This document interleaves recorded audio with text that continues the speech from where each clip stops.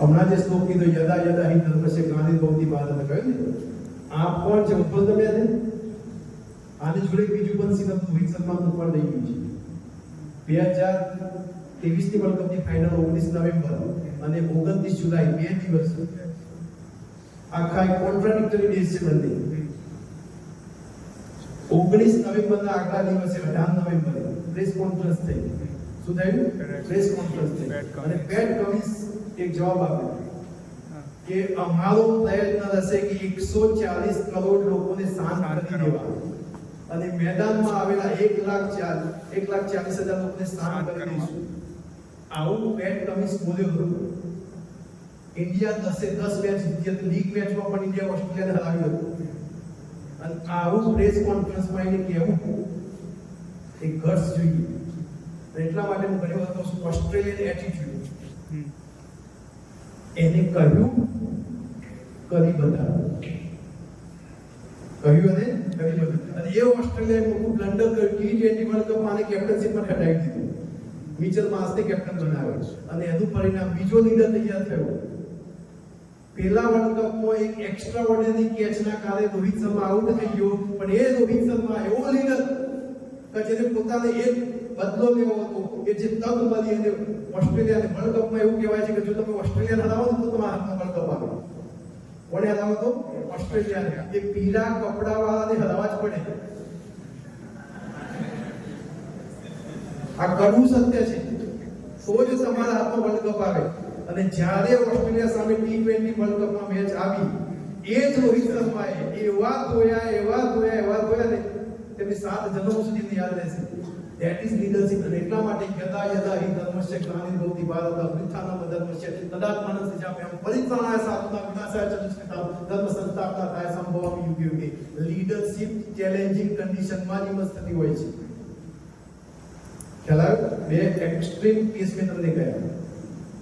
આવું જ એક એક્ઝામ્પલ હવે તમને ડોક્ટર એપીજે કલામ સાહેબની વાત કરું તો 1979માં કઈ સાલમાં?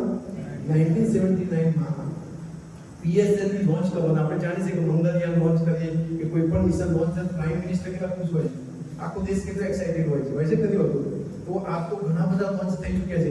1979માં PSLV 1 ફર્સ્ટ ટાઈમ લોન્ચ થવાનું અને એ વખતે ઇસરોના ચેરમેન હતા ડોક્ટર સતીશ ધવન. કોણ હતા? ડોક્ટર સતીશ ધવન. અને એ મિશનના પ્રોજેક્ટ ડિરેક્ટર કોણ હતા? ડોક્ટર એપીજે કલામ સાહેબ. કોણ હતા? ડોક્ટર એપીજે કલામ સાહેબ. Project director. પ્રોજેક્ટની જવાબદારી કોની? એપીજે કલામ સાહેબની. બરાબર ને? હવે જ્યારે મિશન જે દિવસે લોન્ચ થવાનું હોય એ દિવસે આખો દેશ રાહ જોતો હોય છે. જોતો હોય છે ને? Media, public, ministers, prime minister બધા જ, અને વિશ્વ પણ જોતું હોય છે. અને જ્યારે મિશન લોન્ચ થવાની તૈયારીમાં હતું અને ટેકનિકલ એરર આવી, તો વિચારશો કે આટલી મહેનત કરી, આટલે એફર્ટ લગાવ્યું હોય અને એક ટેકનિકલ એરર આવે, આટલું ગજબનું પ્લાન કર્યું હોય સેશન અને વરસાદ આવે તો સવારે મને ટેન્શન આવે કે છોકરા આવશે કે નહીં આવે. સમજો શું કહેવા માંગુ? અને એ ટેકનિકલ એરર આવી અને એ વખત એપીજે કલામ સરને ડિસિઝન લેવાનું હતું કે આ મિશનને લોન્ચ કરું કે ના કરું. અને ટીમને પૂછ્યું, ટીમે કહ્યું કે એટલો મોટો ટેકનિકલ પ્રોબ્લેમ નથી, વાંધો નહીં આવે, લોન્ચ કરી. અને કલામ સાહેબે મિશન લોન્ચ કર્યું અને મિશન ફેલ ગયું. શું ગયું? મિશન ફેલ ગયું. હવે વિચારો કે આ પરિસ્થિતિમાં મીડિયાને અને દેશને તો જણાવવું પડે કે ના જણાવવું પડે? પ્રેસ કોન્ફરન્સ તો કરવી પડે. તો પ્રેસ કોન્ફરન્સ કરવાની વાત આવી તો પ્રોજેક્ટ ડિરેક્ટર તરીકે કોણ જવું પડે? એપીજે કલામ સાહેબ. એપીજે કલામ સાહેબ પ્રેસ કોન્ફરન્સમાં જતા હતા અને એ વખતે એક લીડર નિમસ થયો, ડોક્ટર સતીશ ધવન. સતીશ ધવન સર આવ્યા અને એપીજે કલામ સાહેબને કહ્યું તમે રવા દો, હું જઉં છું. આ મિશન તમારું ફેલિયર નથી, મારું ફેલિયર છે.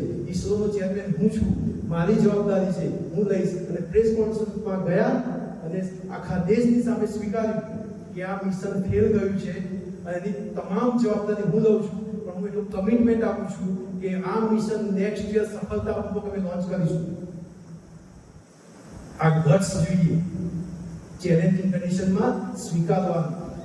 અને નેક્સ્ટ યર ફરીથી એમના પાસે પાવર હતા કે એપીજે કલામને બદલી શકે એવા હતા. તો ઓલરેડી એમને ગઈ મિશન ફેલ કર્યું પણ એમને બદલ્યા નહીં અને એપીજે કલામ પર ટ્રસ્ટ રાખ્યો અને એમને ફરી કહ્યું કે તમે ફરીથી આના પર એફર્ટ લગાવો, ગઈ વખતે જે ભૂલ થઈ નથી કરવી અને મિશન ફરીથી લોન્ચ કરો. નેક્સ્ટ યર એ મિશન લોન્ચ થયું સફળતાપૂર્વક હવે તો સક્સેસ ગયા, કેવી મજા આવે. ફરી પ્રેસ કોન્ફરન્સની વાત આવી તો ગઈ વખત ફેલ ગયું કોણ ગયું? સતીશ ધવન સાહેબ. તો આ વખતે એમને જવું જોઈએ ને? ના, ફરીથી લીડર ઇમર્જ થયો. આ વખતે સતીશ ધવન સાહેબે કહ્યું કે જીત મારી નથી, તમારી છે. તમે જાઓ પ્રેસ કોન્ફરન્સ એડ્રેસ કરો. અને એપીજે કલામ સાહેબને મોકલ્યા અને કલામ સાહેબે પ્રેસ કોન્ફરન્સ એડ્રેસ કરી. That is leadership. Ladies, leadership is all about sacrifice. Leadership is all about sacrifice. Leadership is all about sharing and caring. Leadership is all about sharing and caring. This is leadership. આ કલામ સાહેબ હતા, આ doctor Satish Dhawan, આવા great leader ઇન્ડિયામાં પડ્યા છે. ખાલી એમને ઇમ્યુલેટ કરો.